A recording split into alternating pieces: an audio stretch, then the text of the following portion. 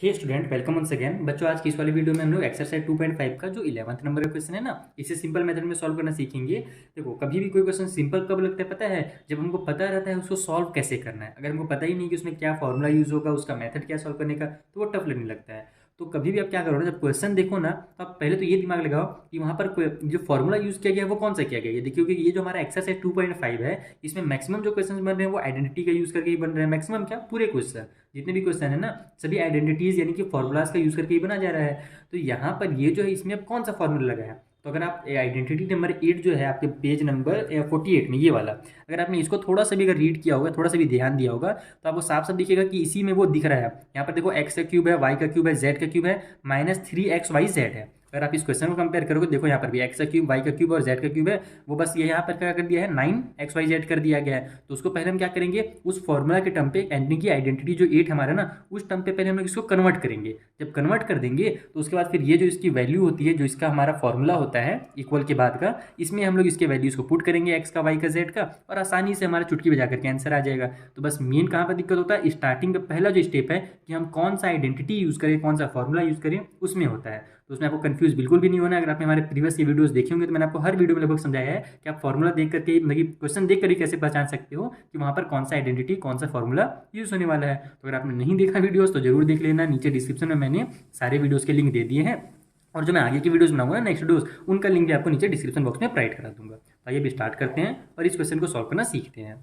तो देखो, सबसे पहले क्या करना, आप इस तरीके से बता देना कि हमारे पास फॉर्मूला क्या है, यानी कि हम क्या जानते हैं। तो वी नो दैट, जो हमारा ये फॉर्मूला है वो इतना होता है। और हमारे पास दिया क्या गया है, तो वी हैव, तो 27x का क्यूब प्लस वाई का क्यूब प्लस जेड का क्यूब माइनस में 9xyz दिया गया है। ये हमारे पास इतना इक्वेशन बनाया कर दिया गया है। तो हम सबसे पहले क्या करेंगे, इस इक्वेशन को इस फॉर्मूला के बेस पे कन्वर्ट करेंगे। तो यहाँ पर हमको देखो, y का क्यूब और z का क्यूब तो बेचारे लोग सिंगल सिंगल हैं, तो कोई दिक्कत नहीं है। लेकिन यहाँ पर केवल x का क्यूब है, और हमको पता क्या है कि x की जगह पर जो भी दिया हुआ रहेगा ना, सभी का हमको क्यूब बनाना है, पूरा होल क्यूब बनता है। केवल केवल x का क्यूब दे दिया है, और 27 में अगर नहीं दिया है, और अगर आप केवल उसको पूरा x का क्यूब मान लेते हो ना, तो वो गलत है। आपको 27 का भी क्यूब बनाना पड़ेगा। तो 27 किसका क्यूब होता है? तो हम जानते हैं कि 3 का जो क्यूब है वो 27 है। 3 3 9, 9 3 27। तो हम इसको क्या करेंगे, इस तरीके से लिखेंगे, 3x का क्यूब। अब ये पूरा पूरा एक्स का क्यूब कहलाएगा। अगर केवल एक्स का क्यूब लगा हुआ था, 27 में क्यूब नहीं था, तब वो एक्स का क्यूब नहीं कहलाता। सुन आया मेरी बात? तो अब ये हमारा पूरा पूरा एक्स का क्यूब हो गया। उसके बाद प्लस में वाई का क्यूब है ही, और जेड का क्यूब तो है ही, इसको तो कुछ करना ही नहीं है। यहाँ पर जो हमारा 9xyz है ना, उसको हम लोग को इस टर्म में कन्वर्ट करना है। तो सिंपल आप क्या करो, 3 लिखो, ठीक है, मल्टीप्लाई। अब देखो, एक्स का वैल्यू को पता ही चल गया है कि एक्स का वैल्यू कितना निकलने वाला है, 3x निकलने वाला है। तो एक्स की जगह पर आप लिख दो 3x, ठीक है, इस तरीके से। वाई की जगह पर वाई और जेड की जगह पर जेड। अब इसको हम लोग को, अगर हम इसको ऐसे, अरे कहाँ गया ये वाला, इसको अगर हम लोग ऐसे लिखते हैं तो इसमें कोई आंसर में चेंज होगा क्या? बिल्कुल नहीं होगा। यहाँ पर जब हम इसका मल्टीप्लाई करेंगे तो 3 3 से 9 आ जाएगा, XYZ आ जाएगा। तो हमने बस इसको इस तरीके से लिखा इसलिए है ताकि हमारे ये फॉर्मूला के बेस पे आ जाए। अब देखो, ये फॉर्मूला के बेस पे बन गया, 3 बन गया है, x बन गया है, x की जगह पर 3x है, y बन गया और z बन गया है, तो XYZ हो गया हमारा। कितना सिंपल है। बस अब ये चूंकि हमारा फॉर्मूला के बेस में आ गया, अब हम क्या करेंगे, ये फॉर्मूला पे इसको अप्लाई कर देंगे। बस ध्यान ये रखना, x का वैल्यू हमारे पास 3x है, y का वैल्यू y है, और z का वैल्यू z है, ठीक है। तो यहाँ पर हम लोग क्या करना है, x plus Y plus Z करना है। तो x की जगह पर हम लिखेंगे 3x प्लस वाई की जगह पर y और प्लस z की जगह पर z।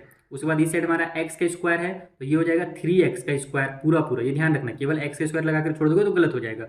इसको मैं एक बार इस तरीके से स्क्वायर ब्रैकेट में क्लोज कर लेता हूँ, क्योंकि अंदर में हमको स्मॉल ब्रैकेट लगाना पड़े ना, तो बाहर में की स्क्वायर ब्रैकेट लगा दो, ज़्यादा बेटर रहता है। फिर y का स्क्वायर है, तो y तो केवल y ही है हमारा, तो बस केवल इसको y का स्क्वायर लिख लो। फिर z का स्क्वायर है, तो z की जगह पर z लिखेंगे और उसका स्क्वायर बना देंगे। फिर -xy है, तो x की जगह पर 3x लिखना है, तो यहाँ पर मैं लिख देता हूँ 3x, और y की जगह पर y ही लिखेंगे, क्योंकि y की जो वैल्यू निकली है वो क्या निकली है, y निकली है। यहाँ पर आप देख लो, x की जगह पर 3x था, y की जगह पर केवल y था, और z की जगह पर z था, इसलिए हम लोग x की जगह पर 3x लिख रहे हैं, ठीक है। ये हो गया। उसके बाद माइनस की साइन फिर से, वाई जेड है, तो वाई की जगह पर वाई, जेड की जगह पर जेड, खेल खत्म।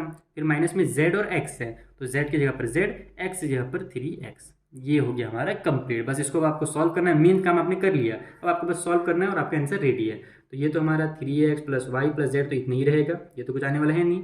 ब्रैकेट के अंदर हमारे पास ये 3 3 जा 9 हो जाएगा, और एक्स का स्क्वायर हो जाएगा, प्लस में वाई का स्क्वायर, प्लस में जेड का स्क्वायर। फिर यहाँ पर हमारा माइनस है, तो माइनस की साइन लगा लो, 3 है और यहाँ पर कुछ नहीं है, तो ये हो जाएगा 3x और y। फिर माइनस की साइन y और z हो गया, फिर माइनस की साइन, यहाँ पर भी कुछ नहीं है 3 के साथ, तो ये केवल 3 हो जाएगा। z और x मिलकर के xz भी लिख सकते हो, zx भी लिख सकते हो, मैं zx लिख देता हूँ, कोई दिक्कत नहीं। तो ये हो गया हमारा फाइनल आंसर। बस यही आपको करना था। इसमें अगर आप कुछ और देख रहे हो, अगर कुछ को लग रहा है कि ये भी आपस में सॉल्व हो सकता है तो आप सॉल्व कर दो। अगर लग रहा है कि नहीं अब तो कुछ सॉल्व ही नहीं हो रहा है, एक्स वाई दूसरा आपको कहीं दिख रहा है क्या, दिख ही नहीं रहा है, तो बस यही क्या हो जाएगा, इसका आंसर हो जाएगा। अगर आपस में कुछ प्लस माइनस होता, सेम सेम अगर टर्म रहते हमारे पास तो हम उसको प्लस माइनस करते। अब कुछ हो ही नहीं रहा तो बस यहाँ पर आप आंसर लिखो और इसको छोड़ दो, कितना सिंपल है।